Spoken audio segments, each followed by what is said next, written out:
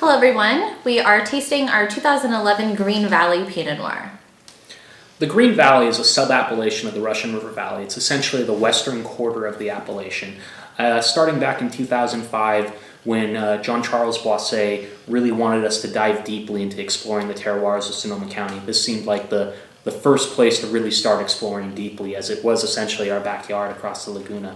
We found 3 small growers who make up this bottling today, even 7 vintages later. Anita Rodera at the Schweisford Vineyard, Dick and Sally Gibberti at the Gibberti Vineyard, and Fred and Dot Schlett at the Ferguson Ranch all have farmed for us, and each of their personalities, I think, comes out in this wine. You get a little bit of the concentration that Anita brings, and her fruit actually makes up about half the blend, but then you get that brightness that you get from Dick and Sally from the Gibberti Vineyard, where you have a lot of those aromatic and very complex flavors that form on that Harrison Grade Road site. And then finally, Fred and Dot really give us some gravitas and some deeper, darker fruit characteristics to help balance this blend out.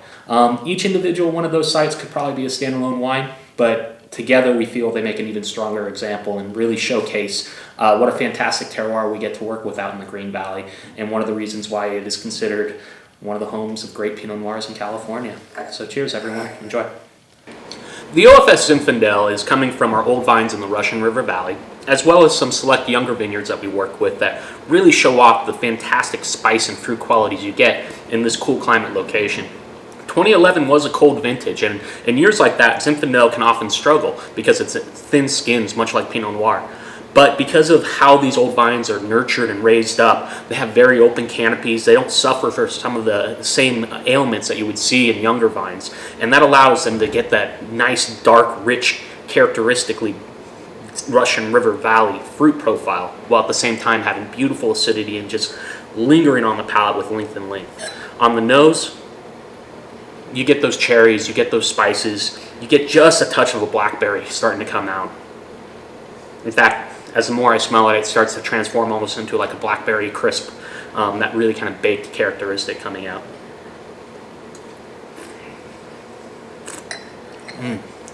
And then on the palate, just incredibly nuanced and integrated. This is not the biggest, heaviest Zinfandel in our batch. 2011 is going to be a much more svelte year in that matter. But if you're looking for a wine with incredible length and just a texture that just will pair magically with all sorts of different foods, I think this is the wine for you. Our finest selection, 2011. Enjoy. Hello everyone, thanks for joining us. We are now tasting our 2012 Estate Pinot Noir. So the Estate Pinot Noir comes off the property right around the winery, which is certified by Demeter Biodynamic, which is a great system of agriculture that really lets the plants themselves show what they do.